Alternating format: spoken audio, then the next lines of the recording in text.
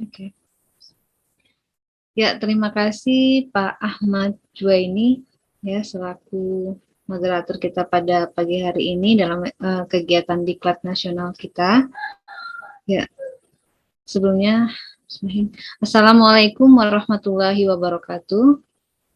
Baik Bapak Ibu semua, sebelumnya saya mengucapkan terima kasih kepada Lembaga Analog Teacher of Learning ini yang telah memberikan kesempatan kepada saya untuk berbagi informasi, berbagi pengalaman kepada semuanya yang setelah bergabung di forum virtual ini. Semoga nanti kegiatan kita ini dari awal hingga akhir dapat berjalan lancar, sukses, sesuai dengan harapan kita semua. Dan khusus untuk kegiatan ini semoga nanti continue ya, sukses terus berkembang.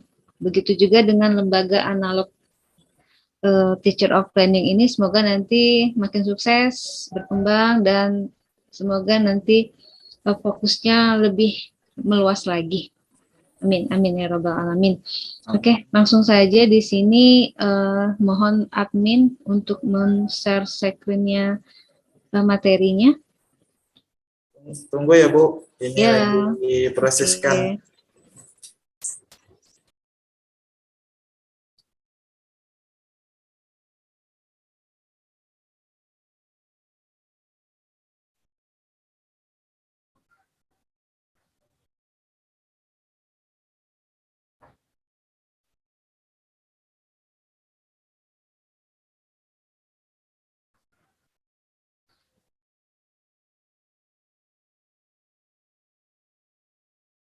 Okay.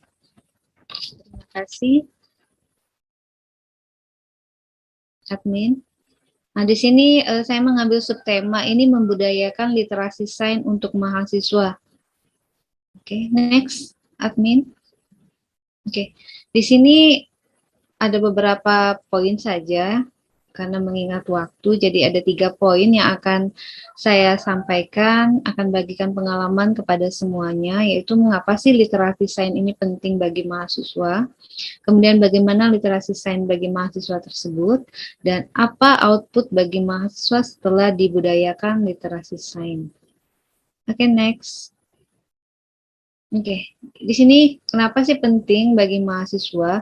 Di sini berdasarkan pengalaman saya dan juga beberapa pengalaman dari rekan-rekan yang seprofesi saya di kampus. Terkadang saat kita melakukan pembelajaran, ini kita melakukan pretest biasanya kan. Jadi kita memberikan suatu stimulus, pertanyaan-pertanyaan yang mendasar sebelum masuk ke materi. Nah, terkadang jawaban-jawaban mahasiswa kita ini ada lucu-lucu lah jawaban-jawabannya, itu jawaban-jawaban yang tidak ilmiah. Terkadang kita menanyakan hal yang sangat dasar sekali, pertanyaan yang ya sebenarnya sangat simpel. Misalnya kita ambil contoh saja, kenapa daun itu berwarna hijau, seperti itu. Dan jawabannya biasanya ya terkadang menyeletup lah, sudah takdirnya Bu, sudah takdir Tuhan Bu, kan seperti itu. Sudah dari sononya Bu, ya jawaban-jawaban yang sangat tidak ilmiah. Nah, di sini sebenarnya menggambarkan bagaimana mahasiswa kita itu berpikir tingkat tingginya dari pertanyaan-pertanyaan dasar seperti inilah, ya. Nah, kemudian alasan-alasan yang mereka berikan itu sangat tidak ilmiah. Tetapi tidak menutup kemungkinan ada juga mahasiswa-mahasiswa juga menjawab sesuai dengan secara ilmiah, tetapi kadang juga ada yang tidak ilmiah. Nah, setelah biasanya mereka memberikan jawaban atas pertanyaan yang kita berikan, itu malah kalau kita balik tanya, malah mereka kurang paham dengan jawaban mereka itu yang mereka jawab. Jadi kita balik tanya, mereka nggak tahu. Jadi kurang paham dengan jawaban mereka itu sendiri.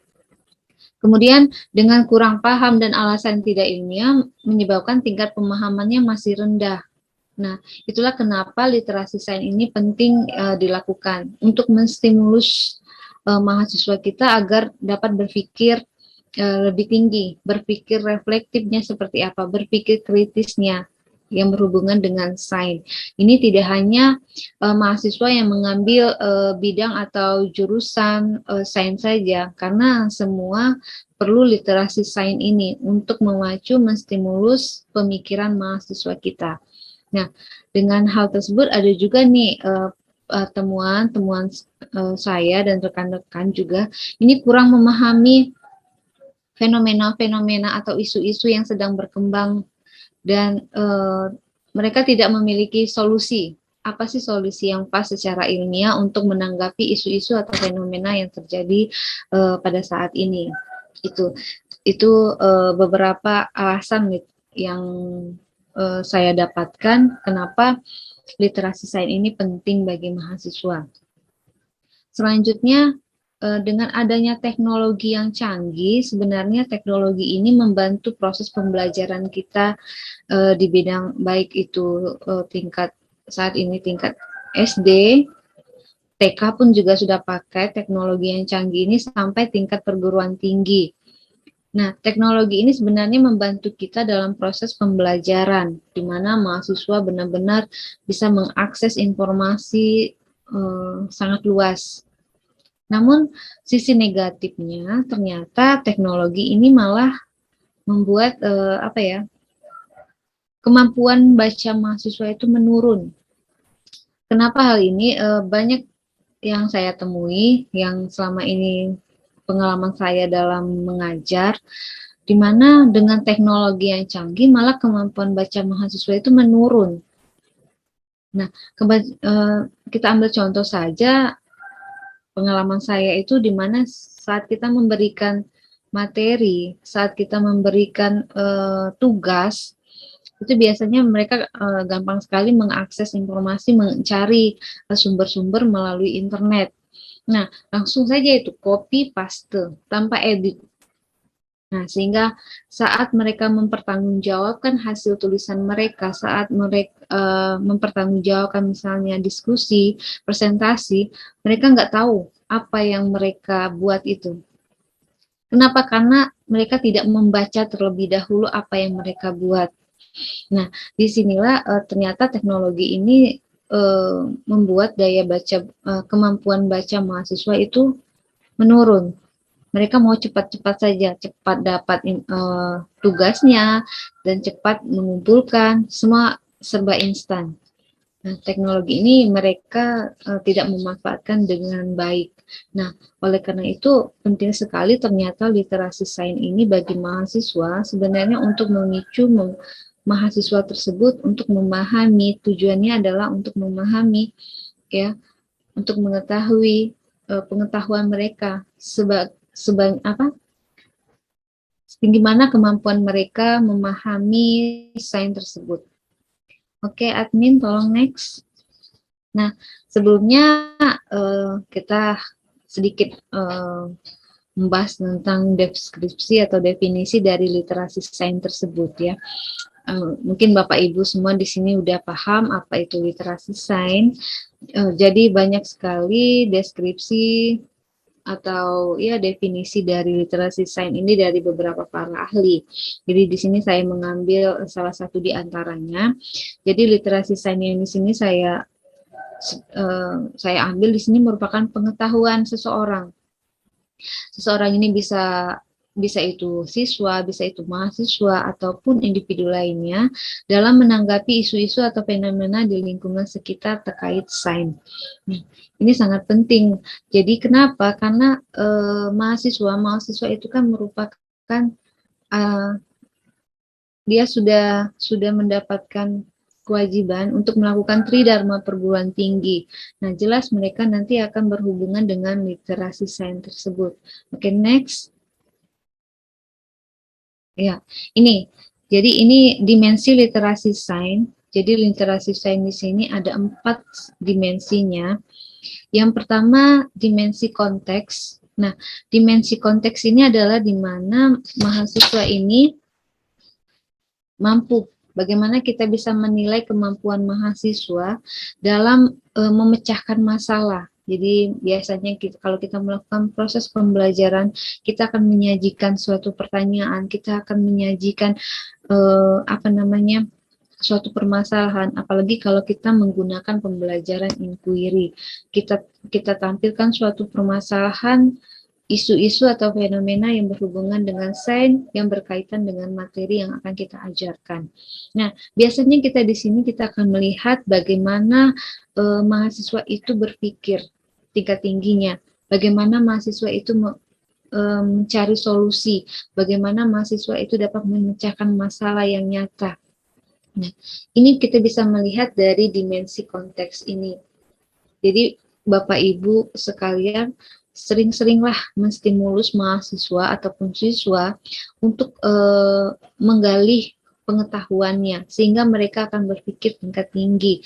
Maka secara reflektif, kita akan melihat kalau jawaban mahasiswa itu spontan, nah itu kemampuan mereka di awal. Jadi kita bisa melihat, oh mahasiswa ini seperti ini, seperti ini. Dari jawaban yang spontan, dari jawaban yang reflektif, kita bisa melihat apakah jawaban itu benar ilmiah atau ya asbut atau asal sebut saja, asal ngomong saja. Nah, bisa kita lihat dari dimensi konteks ini. Nah, itu dimensi konteks ya. Jadi ini konteks ini lebih ke arah nanti bagaimana mahasiswa itu bisa berpikir tingkat tinggi. Berpikir tingkat tinggi kah atau masih rendah berpikir tingkat tingginya. Kenapa? Karena nanti ada perbedaan biasanya nanti. Yang namanya mahasiswa aja sudah maha di mana di atas dari siswa. Jadi cara pola pikir mahasiswa itu nanti diharapkan mereka kritis ya dengan fenomena isu-isu yang ada berhubungan dengan sains yang akan dikaitkan dengan materi pembelajaran kita. Jadi mereka Bapak Ibu harus bisa menghubungkan, harus bisa bagaimana caranya mereka bisa mengaitkan materi pembelajaran yang akan kita ajarkan dengan lingkungan sekitar. Seperti itu. Oke, yang kedua itu ada dimensi kompetensi. Nah, dimensi kompetensi ini di mana nanti kita akan menilai sejauh mana mahasiswa kita ini akan memahami cara menjelaskan fenomena ilmiah, kemudian bagaimana cara mengevaluasi dan merancang penyelidikan di sini lebih ke arah penelitian. Karena itu tadi mahasiswa itu nanti akan punya kewajiban tridharma perguruan tinggi. Jadi yang pertama di konteks tadi pendidikan, bagaimana dia memahami konsep pengetahuan dalam materi yang diterimanya. Kemudian juga yang kedua ini kompetensi. Jadi dalam hal ini tridharma yang kedua ini penelitian. Jadi mahasiswa ini nanti akan menghasilkan karya ilmiah. Ya, sebelum karya ilmiah, skripsi dan tugas akhir biasanya kita akan memberikan tugas-tugas yang paling umum sekali seperti makalah yang akan kita tugaskan kepada mahasiswa. Nah, di sini mereka akan menggali bagaimana mereka menjelaskan fenomena ilmiah, bagaimana mereka mengevaluasi, merancang penyelidikan, kemudian bagaimana mereka menafsirkan data yang diperoleh, kemudian bagaimana cara mereka mencari bukti tersebut, menafsirkan dan menghasilkan kesimpulan. Biasanya dimensi kompetensi ini lebih ke karya ilmiah mereka seperti makalah, ya misalnya tugas akhir di bagian tingkat perguruan tinggi seperti diploma seperti itu kan tugas akhir. Kemudian ada skripsi, tesis dan sebagainya. Nah, ini lebih ke arah karya ilmiah tersebut. Dengan biasanya mereka distimulus dengan literasi sains dalam proses pembelajaran, jadi mereka akan terbiasa dengan hal-hal ilmiah. Mereka tidak istilahnya mengada-ngada. Mereka terbiasa dengan data yang valid, mereka terbiasa dengan cara bagaimana menafsirkan data, itu kan terbiasa. Jadi mahasiswa akan terbiasa sekali melakukan kegiatan yang berhubungan dengan sains. Yang selanjutnya ini adalah dimensi ilmu pengetahuan. Nah, ini lebih sebenarnya ke arah masih ke pendidikan juga. Jadi bagaimana pengetahuan mahasiswa itu, bagaimana mahasiswa konsep pengetahuannya, apakah masih rendah ataukah sedang saja atau sudah tinggi dengan diberikannya stimulus literasi sains setiap pembelajaran. Jadi bisa dilihat di sini bagaimana mereka bisa memahami materi, bagaimana mereka bisa memahami konsep ilmu yang mereka geluti saat ini. Nah, itu baik bidang konteks, prosedural, epistematik. Nah, jadi ilmu pengetahuan mereka ini, apakah mereka itu sudah memahami tersebut. Jadi bisa dinilai dari dimensi ilmu pengetahuan dengan cara kita selalu membudayakan literasi sains. Jadi kemampuan mereka terkait sains yang berhubungan dengan fenomena alam, kemudian dikaitkan dengan materi pembelajaran.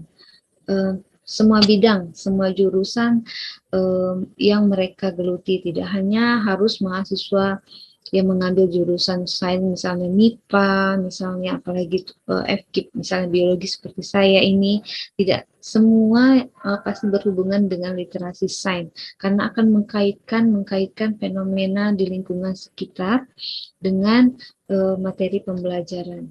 Itu yang diharapkan pada literasi sains ini.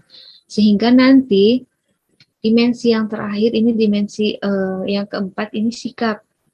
Nah, dimensi sikap ini adalah dimensi yang sebenarnya dimensi yang mempengaruhi ketiga dimensi sebelumnya, dimensi konteks, kompetensi, ilmu pengetahuan. Jadi dimensi sikap ini sebenarnya ini adalah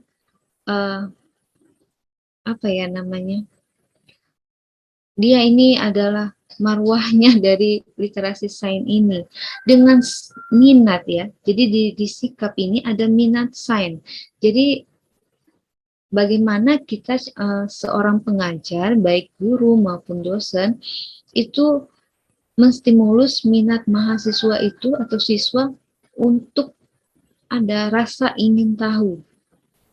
Karena sekarang siswa itu mereka itu maunya instan semua, jarang sekali mau berpikir, apalagi sudah satu tahun lebih ya kita melakukan proses pembelajaran secara daring, yang nggak tahu mahasiswanya di mana, dosennya di mana. Kalau pakai pembelajaran secara Zoom, ya mereka sambil tiduran. Jadi bagaimana cara menstimulus sainnya ya.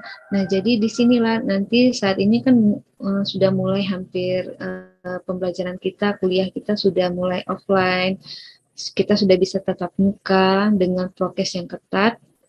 Nah, kita stimulus lagi sains mereka, pengetahuan sains mereka yang berhubungan dengan materi pembelajaran atau berdasarkan mata kuliah yang kita ajarkan atau pelajaran yang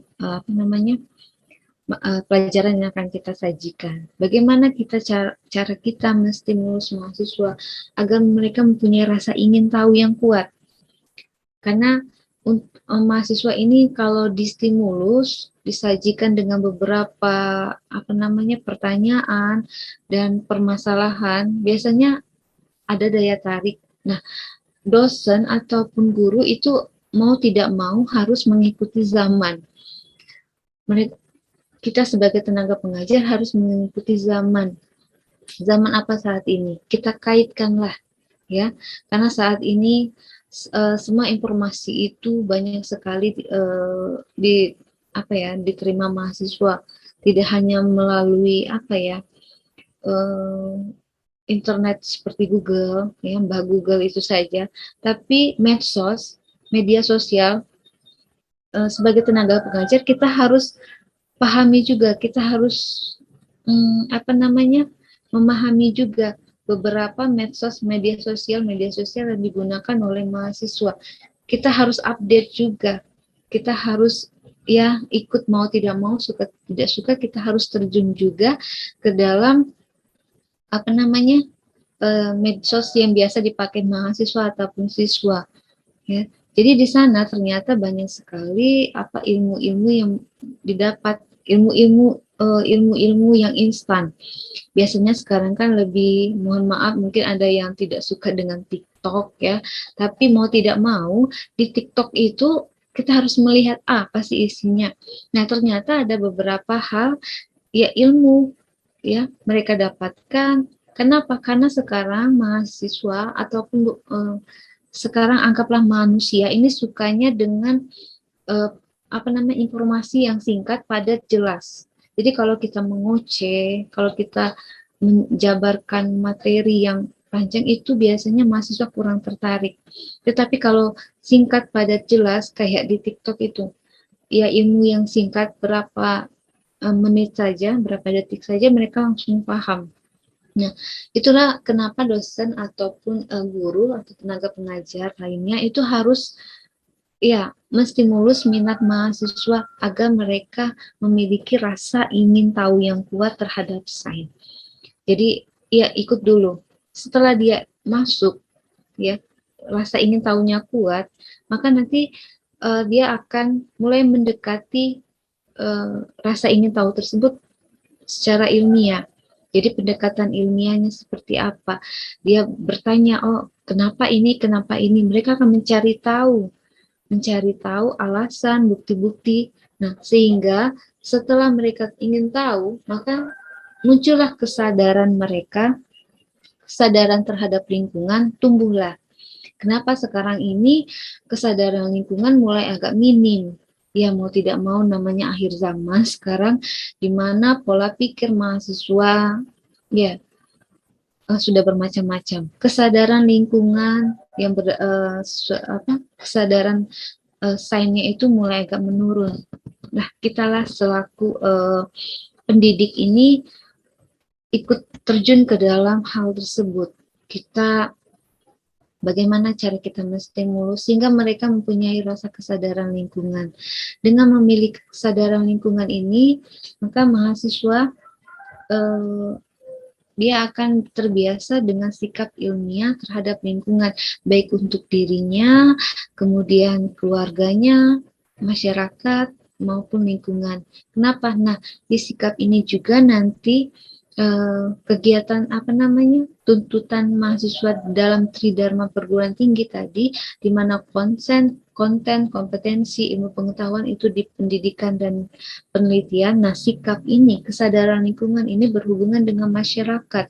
Kalau berhubungan dengan masyarakat itu bisa ya mereka tuangkan melalui kegiatan-kegiatan Tridharma perguruan tinggi. Salah satunya adalah kuliah kerja nyata. Jadi bagaimana nanti sikap ilmiah dari mahasiswa ini nanti diterapkannya di kegiatan KKN. Ya, ada juga mungkin kegiatan PKL dan sebagainya. Ya, mungkin dari beberapa universitas ada yang tidak melakukan KKN, mungkin diganti dengan apa yang berhubungan dengan masyarakat sekitar. Nah, ini. Jadi dimensi literasi sains ini mencakup 4 dan juga mencakup sebenarnya poin dari Tridharma perguruan tinggi. Sehingga nanti, oke, admin next. Admin next.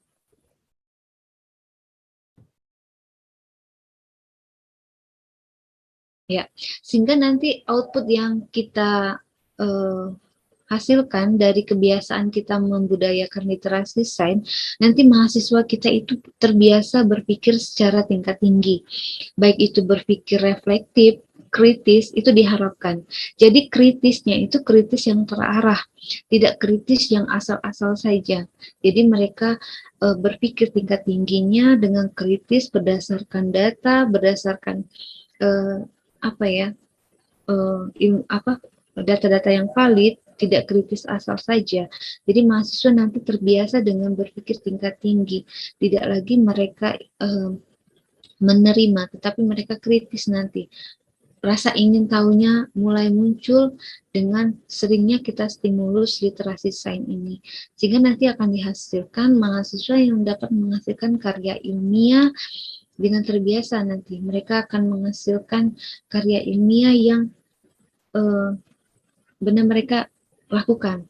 Tidak ada yang namanya plagiat dan ya biasalah mencomot-comot itu tidak lagi. Kenapa? Karena mereka terbiasa dengan literasi sains, biasa dengan cara bagaimana menghubungkan konsep dengan konsep pembelajaran dengan isu-isu. Mereka terbiasa dengan hal-hal tersebut. Jadi mereka akan menghasilkan karya ilmiah yang benar-benar mereka lakoni, ya, tidak lagi comot-comot dan sebagainya.